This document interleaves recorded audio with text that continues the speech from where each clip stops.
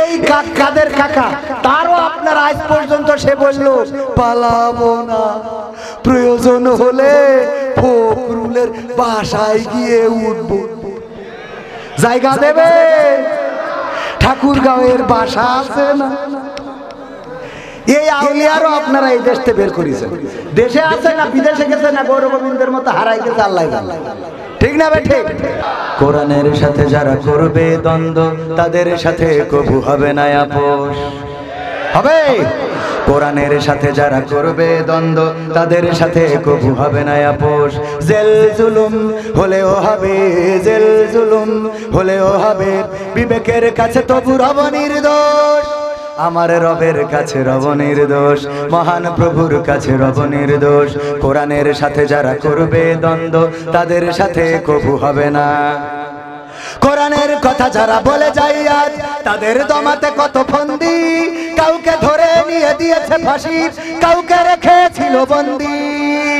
কোরআনের কথা যারা বলে যায় আজ তাদের দমাতে কত ফন্দি, কাউকে ধরে নিয়ে দিয়েছে ফাঁসি, কাউকে রেখেছিল বন্দি। হক কথা বললেই জ্বলে যায় গাব, কোরআনের কথা সইতে পারে না।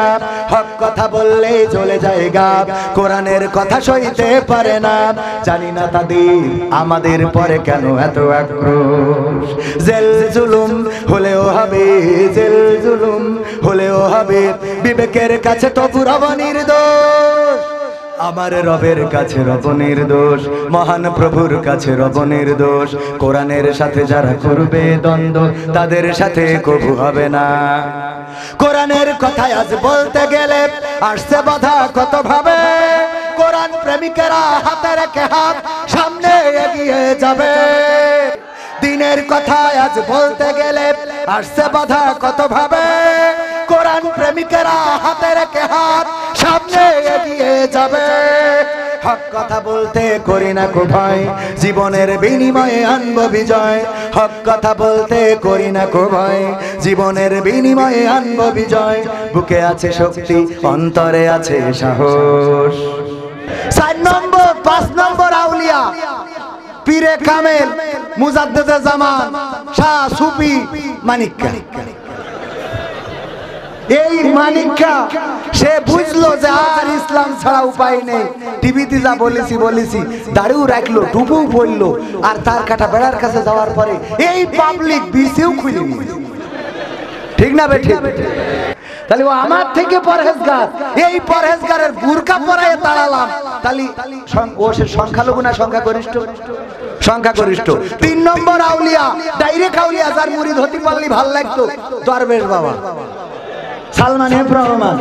কত বড় দরবেশ, গত রমজানে সেই স্ট্যাটাস দিলে যে আমি কাবার ইমাম জিকে দাঁড়ায় রয়েছে, ওর বরাবর পিছনে দাঁড়ায় ও যখন নামাজ ছেড়ে দিচ্ছে আমি ইকামত দিচ্ছি। মানে ও একেবারে বরাবর দাঁড়ায় সে ইতিকাফ করলো গত রমজানে। এই দরবেশে আপনারা দাড়ি তো কাটলেন, ওগের মার্কা নৌকায়ও চড়াই ছাড়লেন। তাহলে বিসি খুলে নিলে সেও সংখ্যাগরিষ্ঠ না সংখ্যালঘু? আর সংখ্যালঘু যারা, ওরা চট্টগ্রামে আমার শেখ অ্যাডভোকেট সাইফুল ইসলাম আলিফকে কুপিয়ে হত্যা করলো। আমরা এর প্রতিবাদে শুধুমাত্র একটু প্রতিবাদ জানালাম, কোন হিন্দুর ঘাড়ে লাঠি মারি নাই। বলেন ঠিক না বেঠিক? মারলো আমাদের আর আমরা তাড়ালাম মুসলমানদের। এরপরে কয় সংখ্যালঘু নির্যাতন আছে। কিসের সংখ্যালঘু? ওবায়দুল কাদের, শেখ হাসিনা, ব্যারিস্টার সুমন, আরাফাত, ইনু। এই দেখেন ইনু মেননে রয়ে গেছে। এরা তো আবার 6 আর 7 নম্বর শাসু মোটে মানে না, তাও শাড়ি বাড়ি পরিতে আমরা করে আসি। কথা কয় না? তাগেরও ধরিয়ে ডিম কারণ উপর দিয়ে কারণ নিচে দিয়ে। কথা কয় না? তাহলে নির্যাতিত আছে সংখ্যালঘু না সংখ্যাগরিষ্ঠ? সংখ্যাগরিষ্ঠ। আর দাদারা প্রচার করছে সংখ্যালঘু। আল্লাহর কসম করে বলি, বাংলাদেশে 100 বছরের ঐতিহ্য, হিন্দু বৌদ্ধ খ্রিস্টান মুসলমান সবাই ঐক্যবদ্ধভাবে বসবাস করে। আমাদের কোন উস্কানি দিয়ে দাঙ্গা বাঁধানো যাবে না। এটা তো সেই দেশ যেই দেশে কোন মন্দির মসজিদ বানানো হয় নাই, কোন মন্দিরের সামনে মুসলমানেরা আজান দেয় নাই, বরং যারা এই বাংলাদেশ নিয়ে ষড়যন্ত্র করছে সেই দাদার দেশে 6 ডিসেম্বর গতকালকের দিন চলে গেল। অটল বিহারী বাজপেয়ী আমার বাপ বাদশা বাবরের করে যাওয়া বাবরি মসজিদটাকে ভেঙে রাম মন্দিরে পরিণত করেছিল, বলেন ঠিক না? শুধু তাই নয়, আমার দাদার দেশে মসজিদের সামনে ঢাক ঢোল পিটানো হয়। আমি বলেছি এই বাংলাদেশে কোন হিন্দুকে জোর করে নারায়ে তাকবীর স্লোগান দেওয়ানো হয় নাই, কিন্তু আমার দাদার দেশে মুসলমানদেরকে অ্যাটাক করে তাদেরকে জয় শ্রীরাম স্লোগান দিতে বাধ্য করা হয়। আমার দাদার দেশে হিন্দুরা তারা বসবাস করে তাদের স্বাধীনভাবে, কিন্তু মুসলমানেরা সেখানে স্বাধীনভাবে গরুটাও জবাই করে খাইতে পারে না, ঠিক না বেঠে? গরু খাওয়ার অপরাধে পিটিয়ে পিটিয়ে মারা হয়, অথচ বাংলাদেশে শূকর জবাই করার কারণে একজন খ্রিস্টানের গায়েও আমরা হাত তুলি নাই, ঠিক না বেঠে?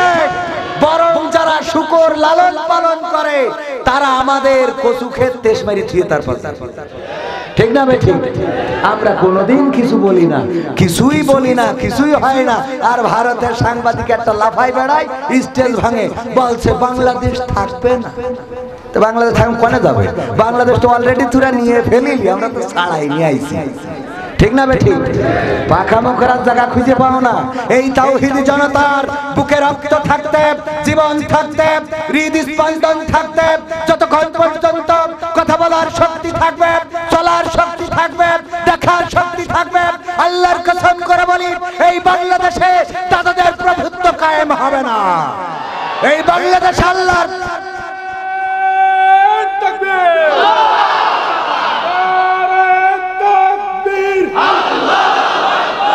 আমরা সবাই রাসূল শানে ভয় করি না, বুলেট বোমা ভয় করি না, বুলেট বোমা আমরা সবাই রাসূল শানে তাকবীর। মুক্ত থাকি নাই, হার্টবিট বেরিয়ে যায়, শয়তান কোথাকার আছে না নাই? আল্লাহ হিদায়াত দান করুন, বলেন আমিন। তাইলে আমরা এই জমিনে কি চাইবো? কোরআনের শাসন। যদি কবির বিন সাবাত জেনা করে মনে আছে না নাই? যদি অবিবাহিতরা জেনা করে তাইলে বেদ, তবে ওই বেদ মারা এমন কুপান হবে। ওমর রাদিয়াল্লাহু তাআলা আনহু বললেন আমার সন্তানের বেত্রাঘাত করব না, কোনো আজকের হাকিমরা করতে পারবে না, আজকের কোনো জল্লাদ করতে পারবে না। আমার সন্তান হিসাবে আমার জল্লাদেরা আমার সন্তান রাষ্ট্রের প্রেসিডেন্টের সন্তান মনে করে বেত্রাঘাতে আসতে মারতে পারে, সুতরাং আমি নিজেই বেত্রাঘাত করব। ওমর রাদিয়াল্লাহু তাআলা আনহু সন্তানকে 100 বেত্রাঘাত মদ খাওয়ার অপরাধে করতে গেলেন। 50টা বেত্রাঘাত করার পরে সন্তান ইন্তেকাল করলেন। তারপরে বাকি 50টা বেত্রাঘাত আবার কবর দেওয়ার পরে সেই কবরে মেরে দিলেন। আল্লাহু আকবার বলবেন না? বেত্রাঘাত কার্পণ্য করা যাবে না, আস্তে আস্তে মারলে হবে না। যুবকরা আবার মনে করি না তাহলে আমাকে জানি সাইড আসে যখন তাহলে লাইলাতুল ফেব্রুয়ারি পালন করা যায়। হ্যাঁ, ওটা করা যাবে না। এই লাইলাতুল ফেব্রুয়ারি কে দিয়েছে? কয় আল্লাহ দিয়ে। আজকালকের ছেলেরা বই নিয়ে আর বসে না, ও বাবা মোবাইলে সার্চ করিয়া পড়ি। ওরে একালের মেয়েরা কোরআন হাদিস ধরে না, আমার এখনকার মা বোনেরা এই কোরআন পড়ে না। ও আল্লাহ, টিকটকে ভিডিও ওরা করে। আজকালকের ছেলেরা বই নিয়ে আর বসে না, ও বাবা গুগলে সার্চ করিয়া পড়ে। আগের সময় প্রেম করিলে আমার সভাপতি আশরাফ আলী মোল্লা বলতো পাইছো কি, এখন বলে সব করিয়া বাবু তুমি খাইছো কি? বাবু তুমি খাইয়াছ না? ও খাইনি এখনো, বুড়ো ধাড়ি হয়ে গেছে বাবু মানে শয়তান। বাবু তুমি খাইয়েছে তারপরে কলা দেন আমার বাবু খাইয়েছে শুইও। বাবু খায়নি, ও ফিরার খাবে। এই কথা কয় না।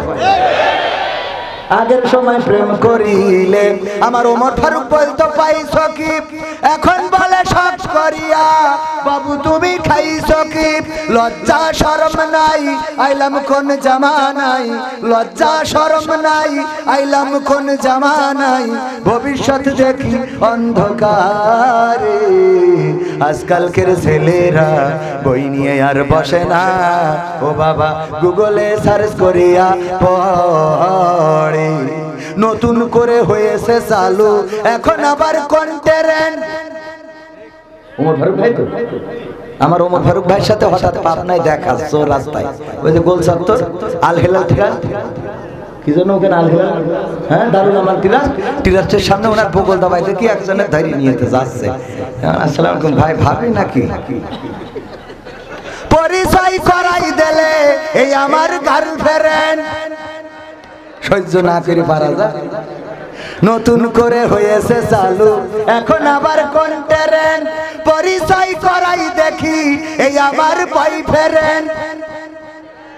উরা উরা কারা পরিচয় করায় না, হঠাৎ বাড়ি নিয়ে আসে বেগানা ছেলে, মা কয়ে কিডা হলো? আল্লাহ আম্মা 3 বছর ধরে লাইট লাইতেছি, আমার বয়ফ্রেন্ড আম্মা। আরে বাবা, আম্মা কয় বাবা ভালো আছো? ওরে আব্বা, ওর আব্বা। এরপরে ওই আব্বার সাথে কলকাঠি করিয়ে ওমর ফারুক ভাইয়ের সাথে লাইন মারিয়েছে, কয় বাবা তুমি নিয়ে যাও, তুমি যতই ভিক্ষে করে খাও অসুবিধা নেই, গাঁজা না খালি তো তোমার দিন চলে না, তো তুমি নিয়ে যাও, তোমার সাথে তো আমার ফুকির মা দেবে না, ফুকির আব্বা দেবে না, মেয়ের বাপ দেবে না, আমি আছি তোমার পক্ষে, তুমি নিয়ে যাও, আমি এদিক লাইন সাইজ করবা না। এইবার মেয়ে নিয়ে ওই গাঁজাখন নিয়ে চলে যায়। এইবার বাপ যখন বাড়ি আসে, ওরে বাবা মার অভিনয়টা কি! ও আল্লাহ, কি জন্ম দে তুই আবার বুকি চুন কালি দিয়ে চলে গেল। ও আল্লাহ আল্লাহ, ওর অভিনয়ের কাছে শেখ হাসিনাও ফেল, ঠিক না বেঠে? নিজে পাঠাই দিয়েতে স্বামীর দোষ। কি জন্ম দে তুই যাও, শয়তান শুনছে পাঠাই দি, কথা কয় না। এই ঘটে না গাঁজাখোরের সাথে এবার মেয়ে বিয়ে দিয়ে সারাটা জীবন কষ্টে কাটায়। আর আমার সোনা ছেলেগুলো ওরা সব টিনে হয়ে যাচ্ছে, ঠিক মতো টাইম মতো বিয়ে হয় না, প্রতিদিন বেকায়দা অবস্থা। হ্যাঁ কথা কয় না, বিয়ে হতে হবে জাগে, হয় না তাগে। আর এই মেয়েগুলো এখন গাঁজাখোর কুত্তা কাটি এইগুলোর সাথে লাইন মারা ছাড়া আমার সোনা ছেলেকে চোখে দেখে। নতুন করে হয়েছে চালু এখন আবার কন্টেন্ট। পরিচয় করাই দেখি এই আমার গার্লফ্রেন্ড। শরমের মাথা খাইয়া গেছে ওরা পাগল হইয়া, শরমের মাথা খাইয়া গেছে সব পাগল হইয়া। ভবিষ্যৎ দেখি অন্ধকারে, আজকালকের ছেলেরা কই নিয়ে আর বসে না, ও বাবা গুগলে সার্চ করিয়া পড়ি। কথা ঠিক না বেঠে? আগের সময় আমার সভাপতি সাক্ষী, যদি মেয়ে দেখতে যেত ছেলে বিয়ে দেবে, পাবনার কোন বাড়িতে যদি মেয়ে দেখতে যেত মেয়ে সামনে আসতো না, দৌড় দিত লজ্জায়। আহারে বিয়ে দেবে আমার, না আমি যাব না, আমি সামনে যাব না। মা বাবা জোর করে ধরে এনে সামনে বসাইতো, তাও মাথা তুলা যেত না, একেবারে নিচে করে বসে থাকতো। আবার আমার সভাপতি সাহেব ওনারা যে জিজ্ঞাসা করতো, মা তুমি কোরআনটা পড়তে পারো কিনা? এই পৃষ্ঠাটা উল্টে দেওয়া হতো রেহাল কাঠের সামনে, মা তুমি 2টা লাইন পড়ে শোনাও। তারপরে জিজ্ঞাসা করা হতো, ওগো মা তুমি আয়াতুল কুরসিটা পারো কিনা, একটু শোনাও। ওগো মা দুআই কুনুতটা হবে কিনা, তাশাহুদ হবে কিনা, তাহিয়াতু দুরুদে ইব্রাহিম হবে কিনা, এমনি ভাবে জিজ্ঞাসা করা হতো। আর এখন তো মুরব্বীদের যাওয়া লাগে না, এখন আমার টিকটক পোলাপান যায়, যে বলে ভাবি আপনার টিকটকে ফলোয়ার্স কত? ঠিক না বেঠে? টিকটকে ফলোয়ার্স কত? ফেসবুক মনিটাইজেশন করা আছে না?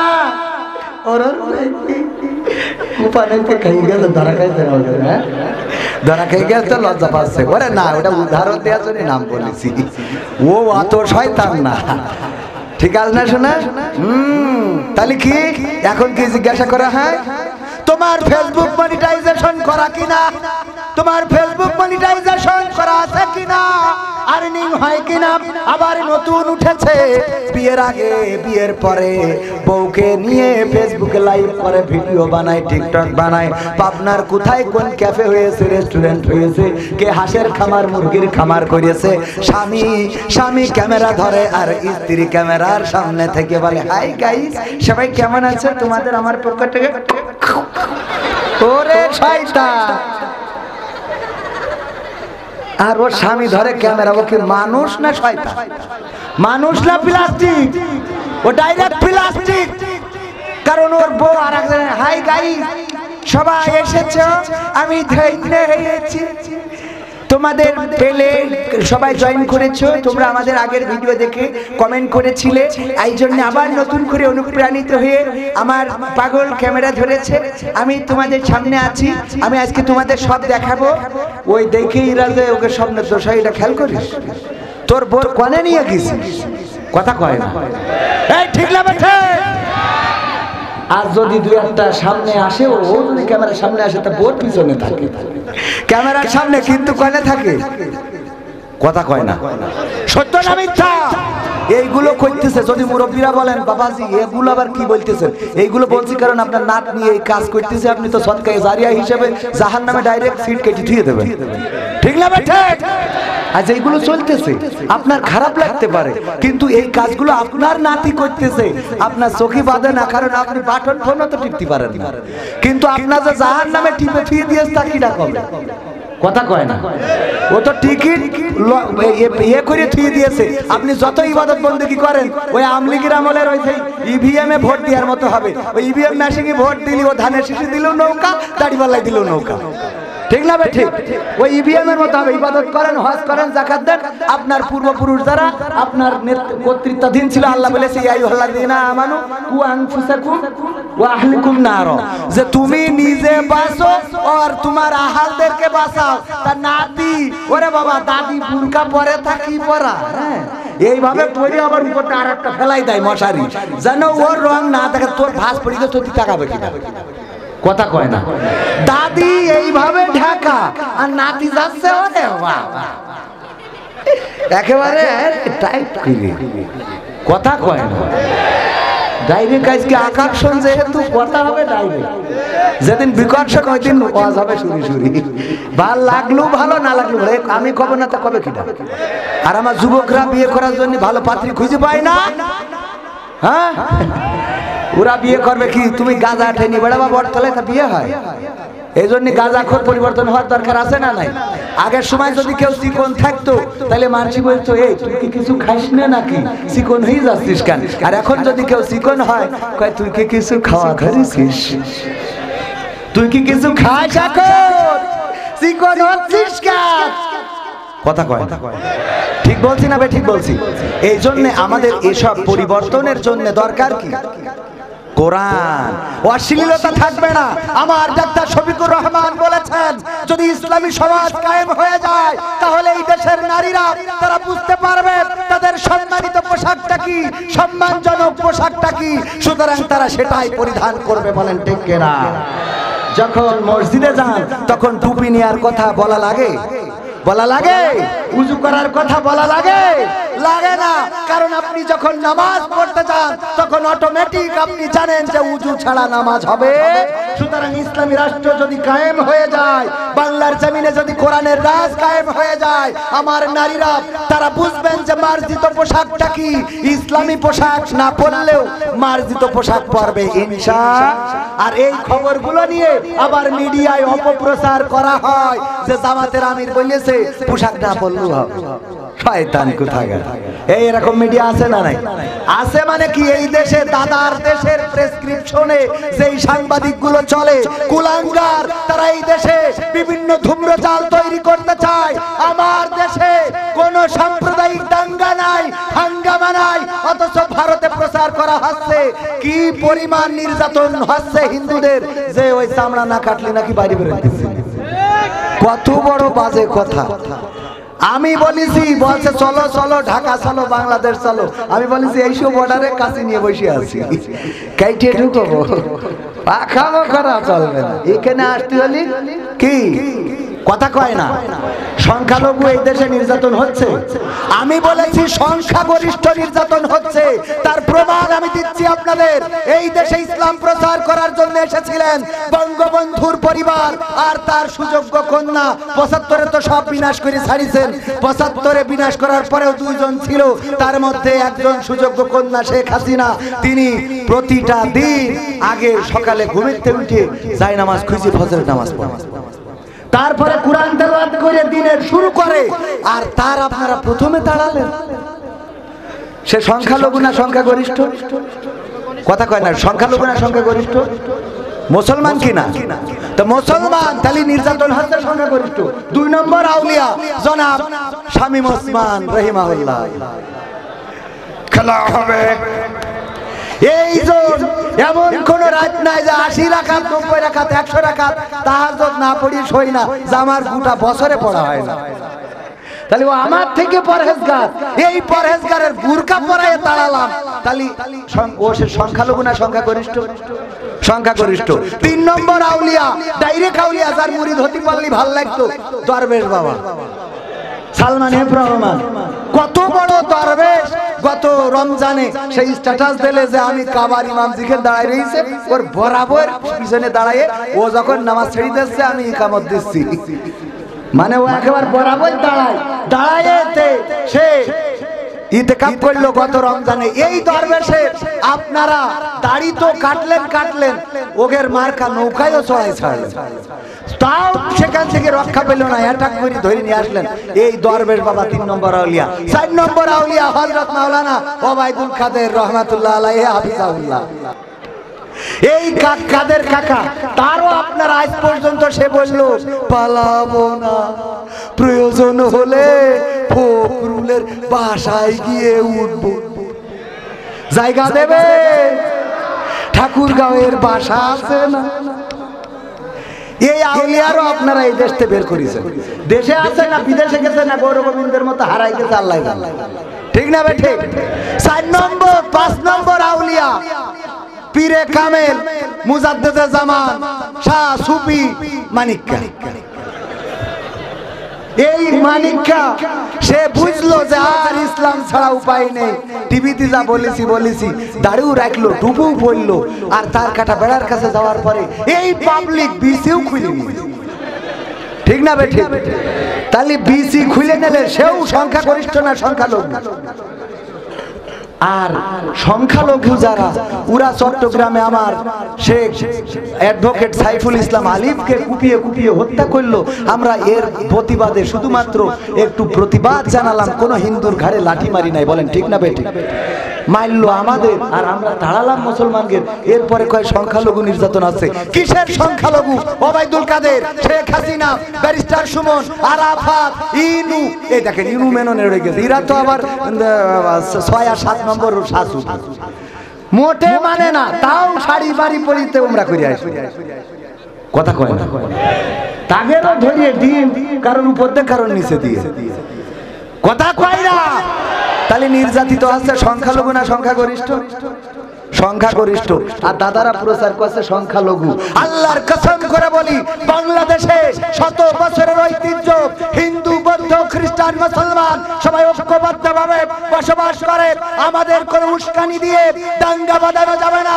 এটা তো সেই দেশ যেই দেশে কোনো মন্দির মসজিদ বানানো হয় নাই, কোনো মন্দিরের সামনে মুসলমানেরা আজান দেয় নাই, বরং যারা এই বাংলাদেশ নিয়ে ষড়যন্ত্র করছে সেই দাদার দেশে 6 ডিসেম্বর গতকালকের দিন চলে গেল, অটল বিহারী বাজপেয়ী আমার বাচ্চা বাবরের করে যাওয়া বাবরি মসজিদটাকে ভেঙে রাম মন্দিরে পরিণত করেছিল, বলেন ঠিক না?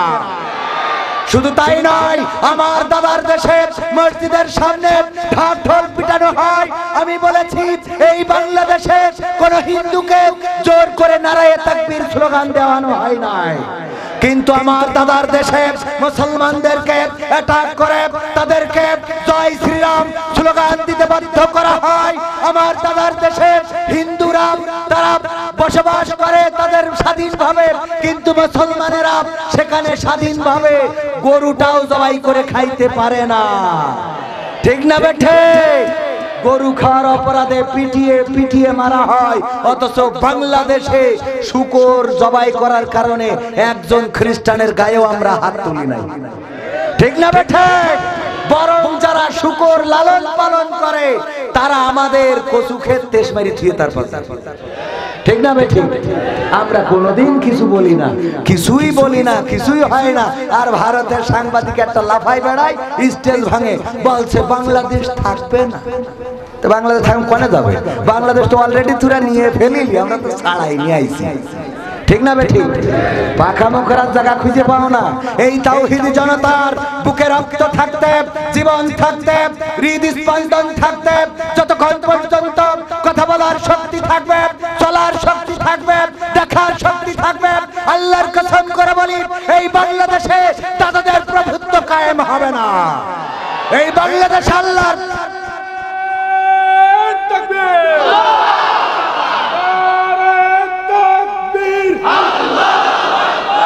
আমরা সবাই রাসূল শানে ভয় করি না বুলেট বোমা, ভয় করি না বুলেট বোমা। আমরা সবাই রাসূল শানে নারায়ে তাকবীর।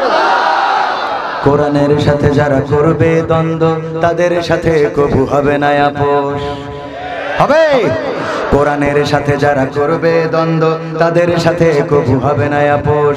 জেল জুলুম হলেও হবে, জেল জুলুম হলেও হবে, বিবেকের কাছে তবু রব নির্দোষ।